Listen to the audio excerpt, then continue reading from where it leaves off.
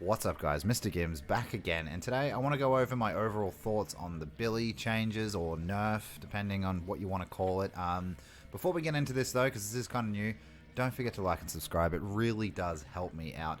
We are pushing for 2,500 subs on YouTube at the moment, so please help me out. The streams and everything have been absolutely amazing lately. The support is overwhelming, honestly. So thank you so much to all of you who do that, and let's see what 2020 brings. I mean, it's been amazing so far. Why the hell was my trapper mask moved? That's just kind of creepy. Weird. Anyway, guys, let's get into this. So I want to start at the lowest add-ons first, and then we'll go to the rares. Overall, I'm not going to go into some of these. Some of them are just, yet again, pointless add-ons for a killer that it just doesn't make sense to me, but let's go through it anyway. The commons are interesting, at least. Slightly increases recovery time after hitting an object with the chainsaw. Okay. Yeah, so in other words, you recover from damage, ramming into something. There's much better add-ons than this. This is just a common though, so whatever. Slightly increases the chainsaw's overheat limit. You don't need to worry about overheat anymore. You shouldn't be overheating, basically. If you're not revving at a hook and camping, you shouldn't have this problem anymore. So this shouldn't be used at all. Renders it useless, because they fixed some of the things since PTB. Decreases the collision zone or chainsaw sprint. Decreases the collision zone during a chainsaw sprint. Okay, right, fair enough. I don't really see the point of that. That's a weird one. Comment down below. Is that just how big my collision is? Because shouldn't it just be always normal? I don't know. That's weird. Dead boots though. This is one of my favorite ones. Moderately increases chainsaw sprint steering. Right. Yeah. So it's got no downside to it. So that's pretty good for a common. Weird. Speed limiter. Yeah, I don't really use any of these. Survivors hit with a chainsaw are damaged in a single health state. Get 100% more blood points for chainsaw hit score. It's just a blood point thing. You don't really need it. It's not amazing. Punctured muffler slightly increases the chainsaw rate of cooling. Again, a rendered useless perk unless you're hook camping, which is weird. Slightly reduces the noise made by the chainsaw. This is the stealthy way that people are trying to use him with that isn't working. So for me, it's rendered useless. Death engraving slightly increases the chainsaw's movement speed. Slightly increases chainsaw charge time. Because it increases charge time, it's rendered useless. For me, this is all opinion, by the way. Decreases tear radius by 8 meters when the chainsaw is overheating.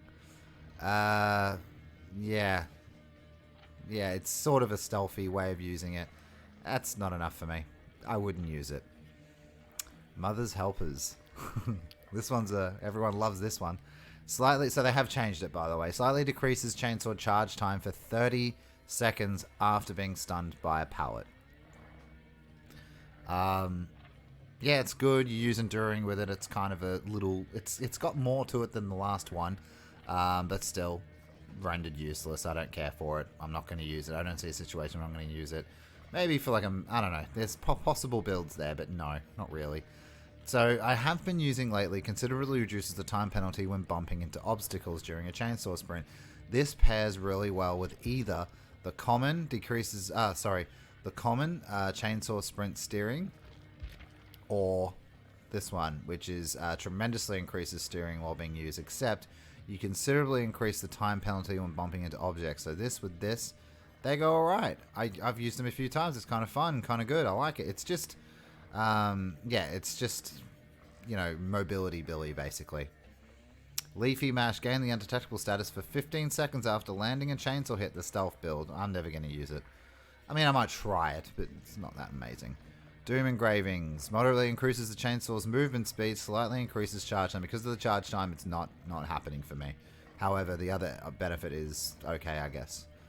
Moderately increases the chainsaw's rate of cooling when a flashlight is shining you. This is the biggest pile of shit I've ever seen. Not interested. Moderately decreases chainsaw charge time. Reduce basement movement speed to 4.4 meters. So it could have been good, but now you're moving as slow as a huntress, so I'm not interested. Very odd that you'd put that movement speed debuff in. I've already talked about spiked boots. Good. Good. Moderately decreases the heat gains. No point using this. There is no heat problem unless you're camping. Chainsaw is silent for survivors outside the terror radius. Apex Muffler is very good. I pair this with this, Dad's Boots, and it's strong. Seriously. You could replace Dad's Boots with Spiked Boots, but yeah, really good combo, these two. Someone got into me. I can't remember his name. He was in stream today. It was brilliant. I've used it all night. It's really good. Low pro chains. Continue a chainsaw sprint after breaking a pallet or a wall.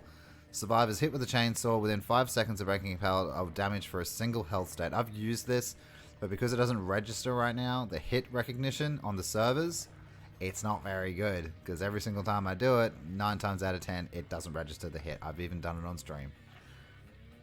It will be okay when it's fixed. Iridescent Brick. After maintaining a chainsaw sprint for 2 seconds, gain the undetectable status effect until you stop sprinting. Yeah, it's okay, I guess. It's the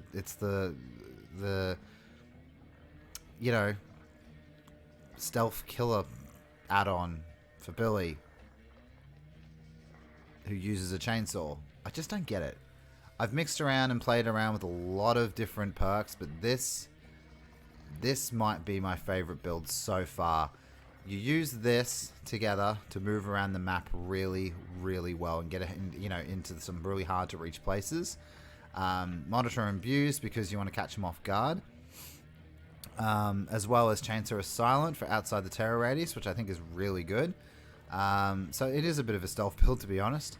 Spirit Fury, you're always going to depend on your M1 now as this killer, 9 times out of 10.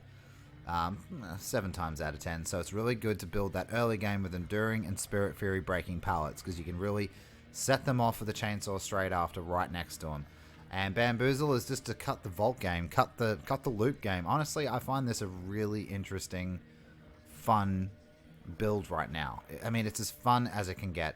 But my overall thoughts on the new Billy, Oni's still a good choice over him. Obviously, Oni's good for his own reasons, but ultimately, I think Billy is in a better place since PTB. He does still have a lot of the same things that he had before. It was just mainly designed. Just sort of redesigned, reworked to stop campers and chainsaw revving at the hook, which I never did anyway. So I'm all for that. So that's fine.